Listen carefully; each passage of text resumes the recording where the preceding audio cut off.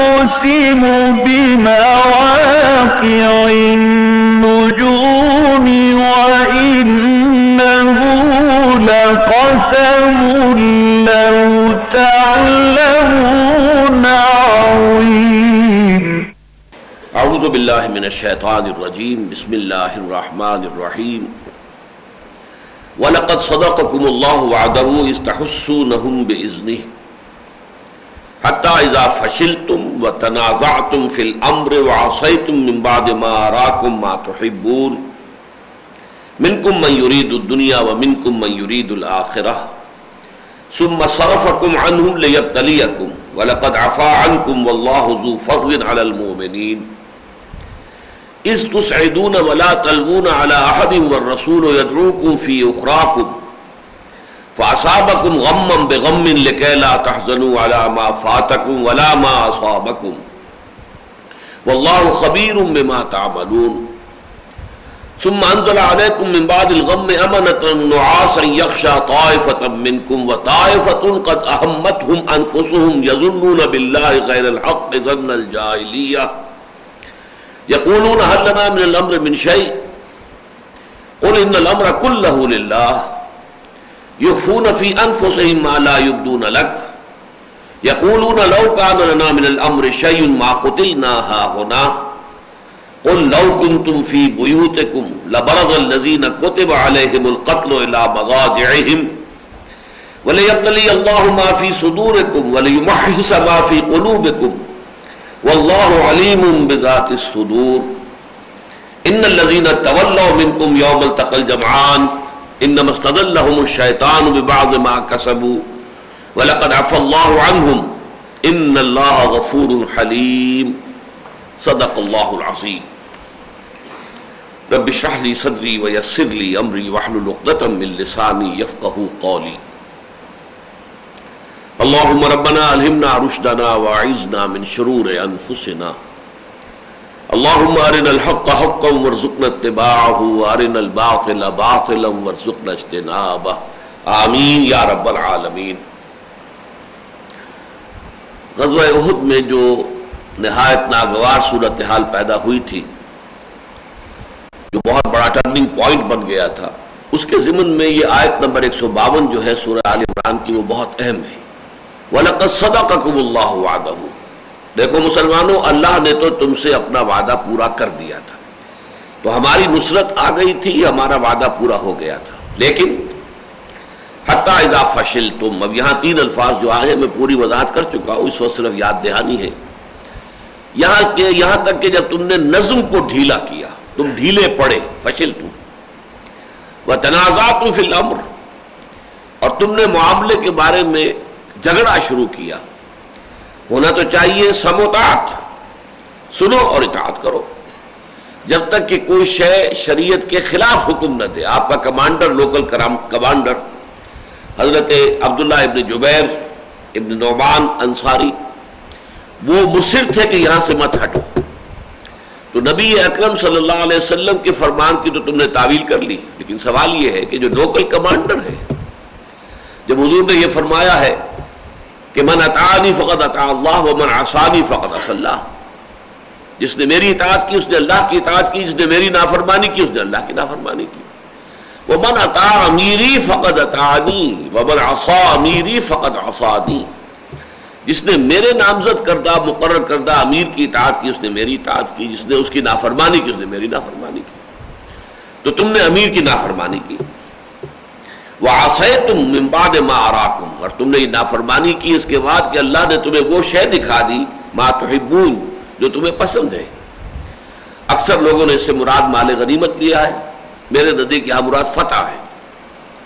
سورہ صف کی آیت کی روشنی میں وَأُخْرَىٰ تُحِبُّونَهَا نَصْرٌ مِّنَ اللَّهِ وَفَتْحٌ قَرِيبٌ، بندہ مومن کو فتح سے شکست سے کوئی سروکار نہیں ہونا چاہیے، اپنا فرض ادا کرنے سے ساری بحث ہونی چاہیے. فتح و شکستوں کو پرواہ نہیں، اگر آپ نے اپنا فرض ادا کیا آپ کامیاب ہیں. منکم من یرید الدنیا و منکم من یرید الآخرہ، تم میں ایسے بھی ہیں کہ جو دنیا کے طالب ہیں. دنیا کی 2 چیزیں ہوتی ہیں، یا دنیا کی مال و دولت یا دنیا میں فتح مندی. تو دنیا کی فتح مندی تمہارے پیش نظر ہے. ہاں ایسے بھی ہیں کہ جو صرف آخرت کے طلبگار ہیں. ثم صرفکم عنہم، تمہارے اس طرز عمل کی وجہ سے اللہ تعالیٰ نے تمہارے رخ کو پھیر دیا ان کی جانب سے. یہ بڑا عمدہ انداز تعبیر ہے کہ جب دشمن بھاگ رہا تھا اور مسلمان تعاقب میں تھے، اب یہ کہ مسلمانوں کا رخ پھیر دیا ان کی طرف سے، کیونکہ پیچھے عقب سے حملہ ہو گیا ہے. خالد بن ولید جو ہے اپنے رسالے کے ساتھ حملہ آور ہو گئے ہیں، لہذا سب کی توجہ پیچھے ہو گئی. تو گویا جو دوڑ رہے تھے، بھاگ رہے تھے، اب ان کو بھی موقع ہو گیا کہ پیچھے پلٹ کر حملہ آور ہو جائے. تو اس طریقے سے چکی کے دو پارٹوں کے درمیان ہے، مسلمانوں تم آ گئے. لیکن یہ کس لیے؟ لِيَبْتَلِيَكُمْ، یہ میں نے کئی مرتبہ واضح کر دیا ہے. اس سورہ مبارکہ میں یہ مضمون بہت وضاحت کے ساتھ اور تکرار کے ساتھ آیا کہ یہ جو مصائب دنیا میں آتے ہیں، مشکلات آتی ہیں اللہ کی طرف سے، تو در حقیقت ان میں بھی حکمت پوشیدہ ہے، اس میں بھی خیر ہے. ابتلا، آزمائش، اسی سے معلوم ہوتا ہے کہ ہماری صفوں میں کہاں کہاں کوئی کمی ہے، کمزوری ہے، ضعف ہے، کس کس پہلو سے ہمارے حالات جو ہے اصلاح طلب ہیں. اگر فتح پر فتح ہی حاصل ہوتی چلی جائے، اللہ تعالیٰ کی نصرت جو ہے ہر وقت ہماری غلطیوں اور خامیوں کو کنڈون کرتی رہے، تو پھر ظاہر بات ہے کہ اصلاح کی شکل کبھی بھی پیدا نہیں ہوگی.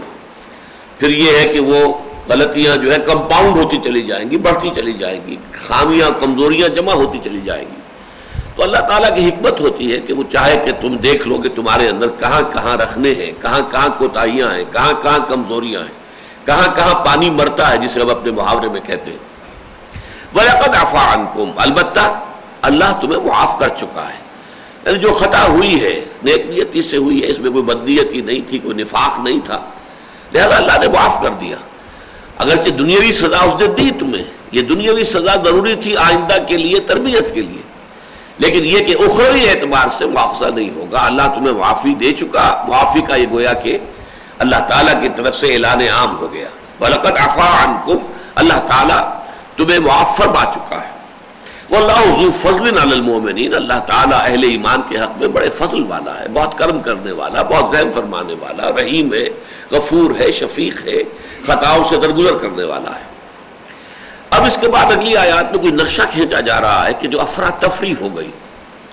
ابھی جو میں نے الفاظ استعمال کیے کہ چکی کے دو پارٹوں کے درمیان آنے کی وجہ سے جو صورتحال بن گئی، کیوس. اِذْ تُسْعِدُونَ، جبکہ اے مسلمانوں تم چڑھے جا رہے تھے. اب ظاہر بات ہے کہ اب ایک ہی راستہ ان کے پاس بچت کا رہ گیا تھا، پہاڑوں پر چڑھ جائیں. دامن احد میں جنگ ہو رہی ہے، بھاگ کر پہاڑ کے اوپر جا کے پناہ لے لیں. تو جن کو بھی اس وقت پناہ لینے کی فکر ہوئی وہ دوڑے پہاڑ کی طرف. اِذْ تُسْعِدُونَ، جبکہ تم چڑھے جا رہے تھے اوپر پہاڑ کے. وَلَا تَلْوُونَ عَلَىٰ أَحَدٍ، اور تم کسی کی طرف مڑ کر نہیں دیکھ رہے تھے. ہمارے ہاں بھی محاورے میں کہتے ہیں کہ وہ ایسا دوڑا کہ پیچھے مڑ کر نہیں دیکھا، یعنی وہ ایک کیفیت جو ہے اس کو وَلَا تَلْوُونَ عَلَىٰ أَحَدٍ، کسی کو پیچھے مڑ کر نہیں دیکھ رہے تھے کہ کون پیچھے آ رہا ہے، کون پیچھے رہ گیا ہے.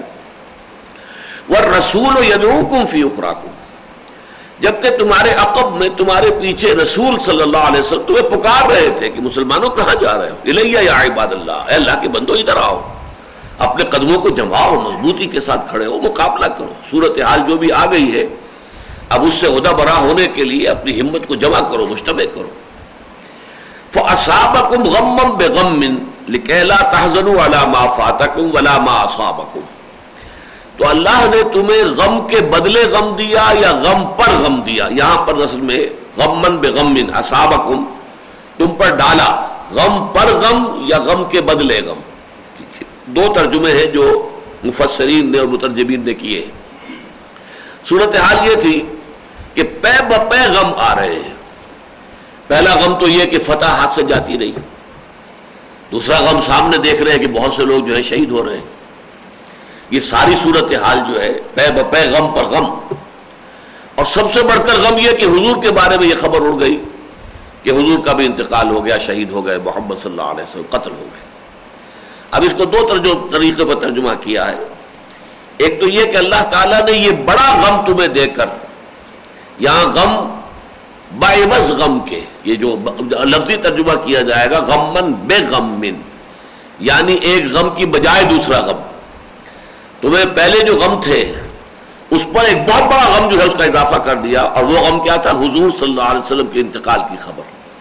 نتیجہ کیا نکلتا ہے کہ اپنے سب دکھ بھول گئے، اپنے سارے غم جو ہے وہ در حقیقت اسی ہی دفتر بے معنی غرق میں نہ بھولا، اس بڑے غم کے اندر سب کے سب غم گھل گئے۔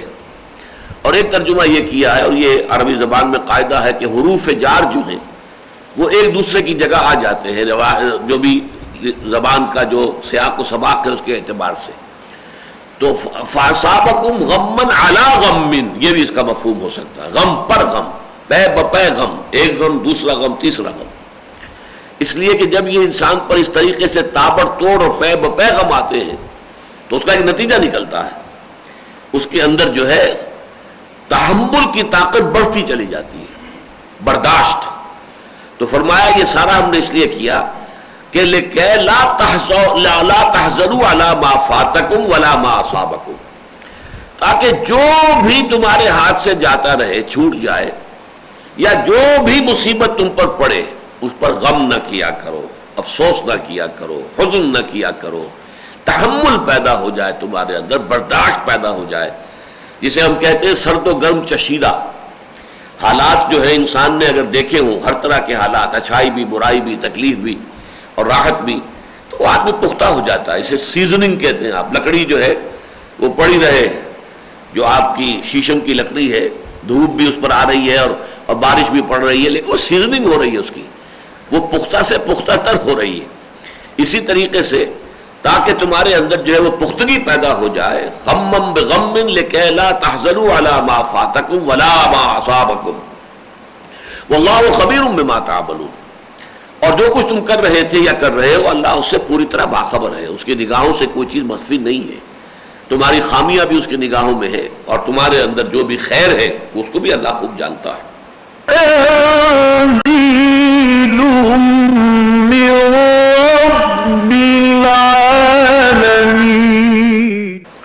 ثم انزل علیکم من بعد الغم امنۃ نعاسا یغشا طائفۃ منکم، پھر اللہ تعالیٰ نے نازل کر دیا تم پر اس غم کے بعد ایک غنودگی کی کیفیت کو، امن کے ساتھ۔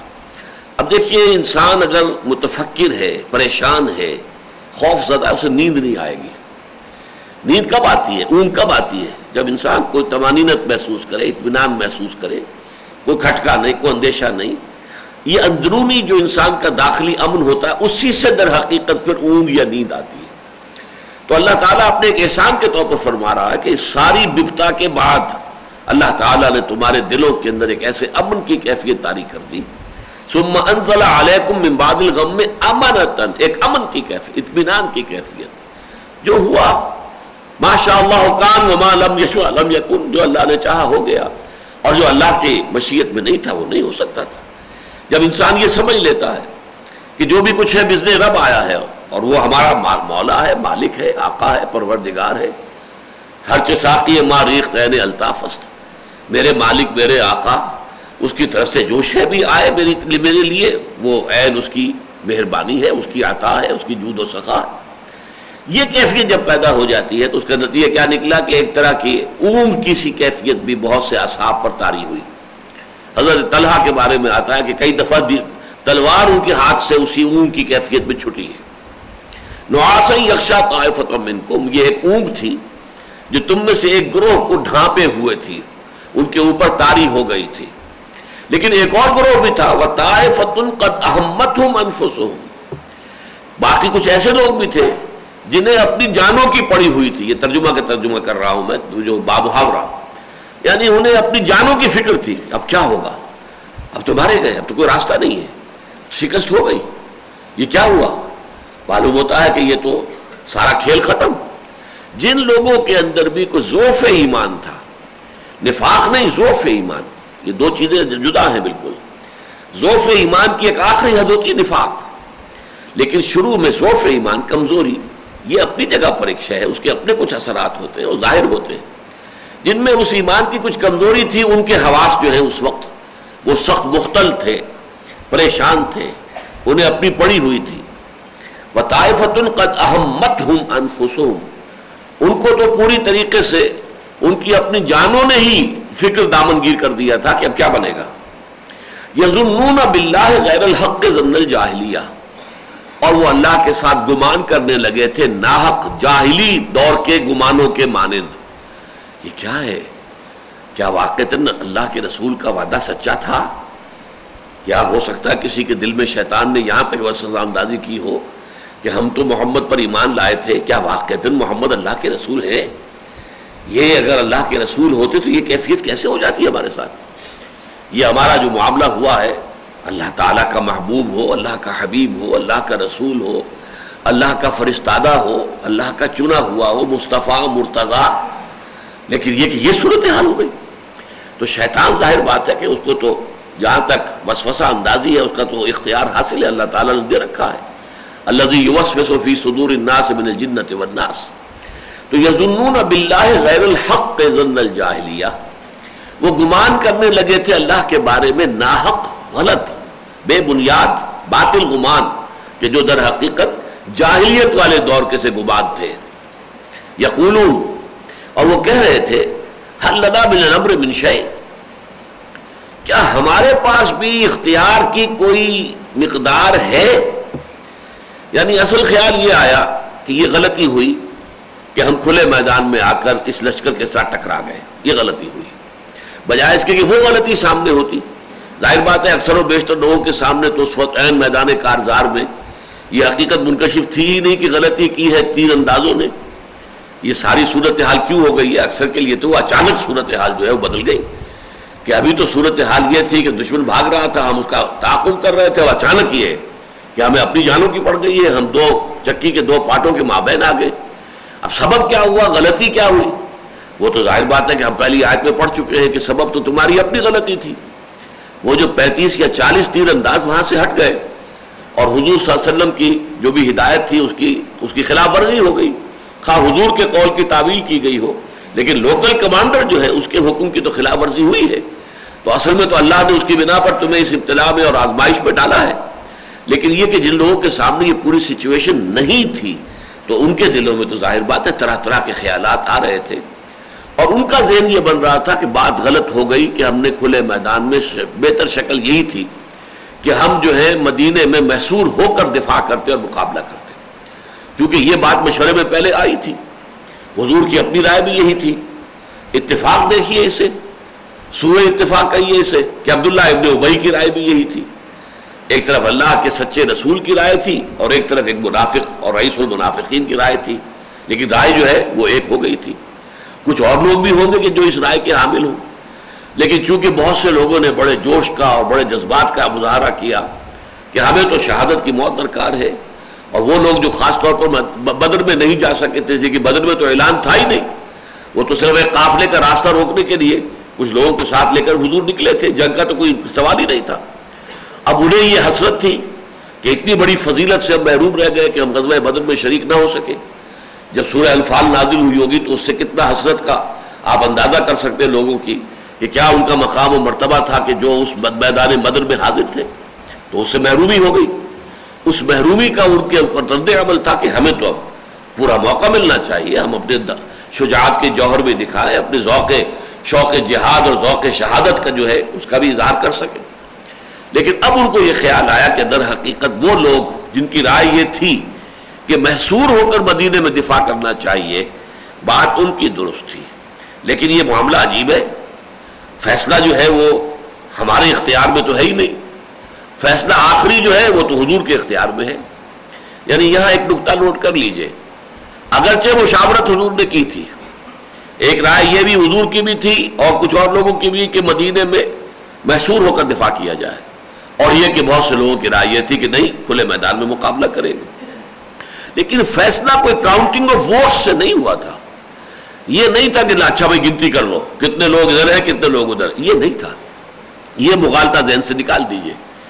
اسلامی جو نظام ہے اس میں یہ ہے کہ مشورے کا مطلب یہ نہیں ہوتا کہ مشورے کے بعد اب گنتی کر کے نوٹ کیے بھائی 10 آدمی ادھر ہے 9 ادھر ہے 10 کی بات صحیح ہو گئی، بلکہ یہ کہ امیر جو ہے اس کے ہاتھ میں فیصلہ ہوگا، جو بھی مشورہ دینا چاہے اس کے اوپر کوئی پابندی نہ، مشورہ دے، دلائل دے، اپنی رائے کے حق میں جو بھی استدلال ہے اس کے پاس، جو شواہد ہیں جو پیش کرے، اس کو پورا موقع ملے، سب لوگ سنیں، غور کریں، لیکن اس کے بعد آخری فیصلہ امیر کے ہاتھ میں۔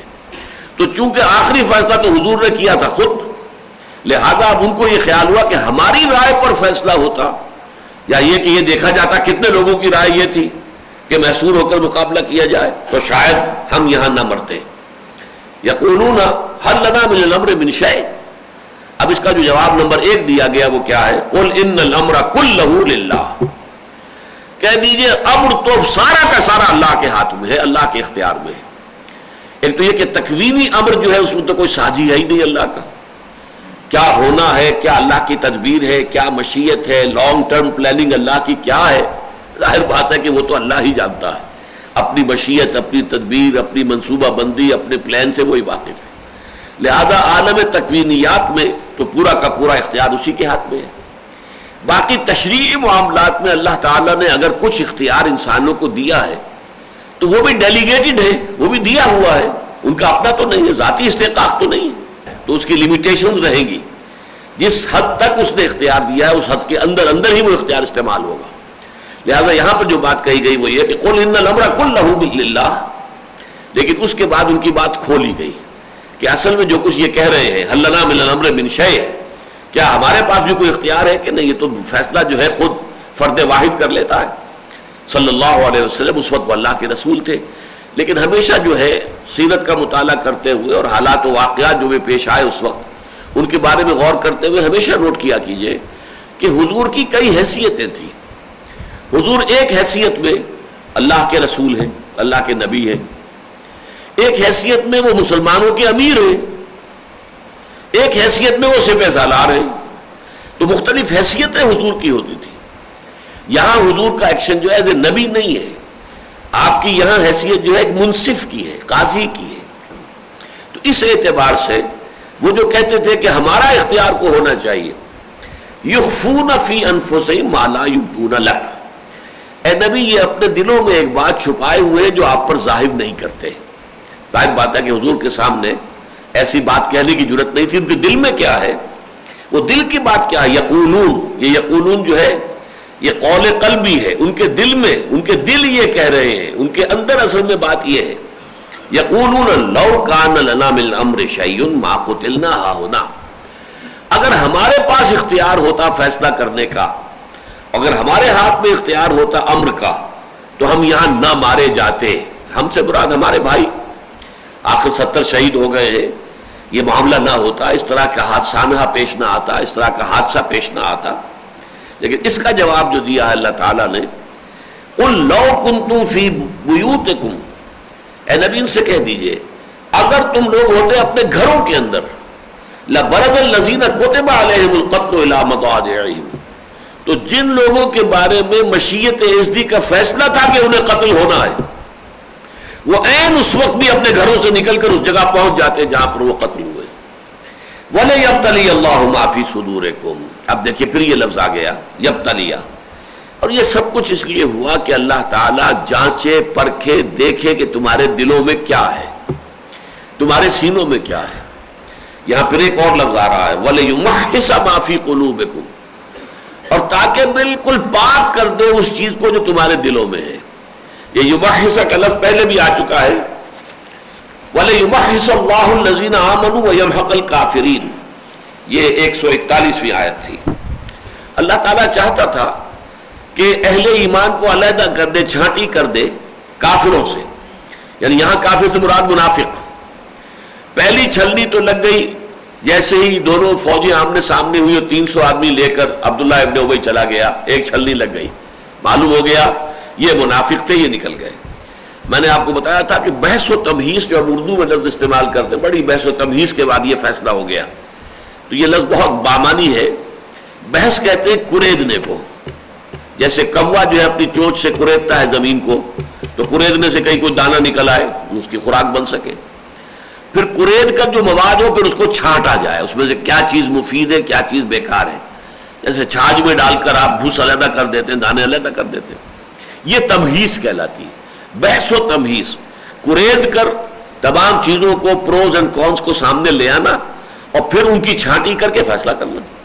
تو اللہ تعالیٰ نے پہلی تو چھلنی لگائی کہ منافقین کو علیحدہ کر دیا اور جو صاحب ایمان تھے ان کو علیحدہ کر دیا۔